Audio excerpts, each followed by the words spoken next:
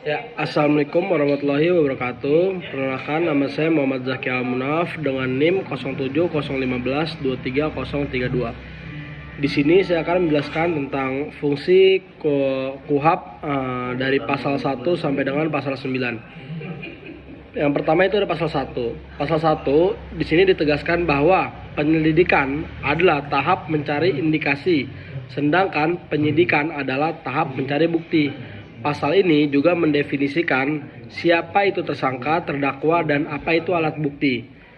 Yang kedua, pasal 2 dan 3 menegaskan asas legalitas, yaitu seluruh proses hukum di pidana Indonesia wajib mengikuti prosedur yang tertulis dalam undang-undang ini tanpa terkecuali. Pasal 4 dan 5 menetapkan polisi sebagai instrumen utama dalam melakukan penyidikan, termasuk berwenang mengecek identitas dan mengambil sidik jari. Pasal 6 dan 7 mengatur identitas penyidik, Polri dan PPNS, serta daftar kewenangan teknis mereka melalui dari memanggil orang hingga menghentikan penyidik atau SP3 jika bukti tidak cukup. Pasal 8 sampai dengan 12 itu mengatur alur koordinasi. Penyidik wajib menyerahkan berkas perkara kepada jaksa. Diatur pula peran penyidik pembantu yang membantu tugas penyidik utama. Pasal 13 sampai 15 menguraikan peran kejaksaan.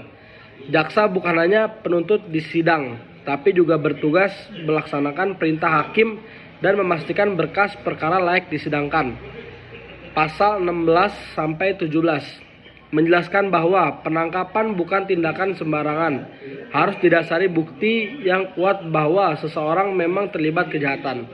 Pasal 18 kewajiban petugas untuk menunjukkan identitas diri dan surat perintah resmi kepada pihak yang ditangkap dan keluarganya. Pasal 19 menetapkan batas waktu kritis. Polisi hanya boleh menahan seorang diperiksa tanpa status tahanan maksimal selama 24 jam. Adapun pasal 20 sampai 21 menjelaskan alasan seseorang dijebloskan ke sel sebelum sidang. Pasal 22 23 membedakan tempat penahanan dan bagaimana masa penahanan tersebut akan memotong masa hukuman final. Pasal 24 sampai dengan 29 rincian durasi penahanan. Setiap instansi, polisi, jaksa, hakim memiliki kuota dari penahanan yang bisa diperpanjang jika pemeriksaan belum selesai. Pasal 30-31 perlindungan bagi tersangka. Pasal 32, pasal 33 memberikan wewenang kepada penyidik untuk masuk ke rumah atau tempat tertutup guna mencari bukti. Pasal 34 aturan diskresi dalam kondisi darurat. Pasal 35-37 etika penggeledahan, tidak boleh sembarangan di tempat ibadah atau ruang sidang. Pasal 38-39 mengatur bahwa pengambilan barang milik orang lain sebagai bukti harus atas izin pengadilan.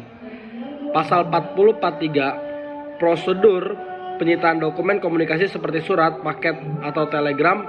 Penyidik berhak membaca jika berkaitan dengan perkara. Pasal 44 menetapkan bahwa barang yang disita harus dijaga dengan baik di kantor penyimpanan. Pasal 45 solusi untuk barang sitaan yang sifatnya beresiko. Barang tersebut bisa dijual, dilelang, atau dimusnahkan agar tidak membebani negara.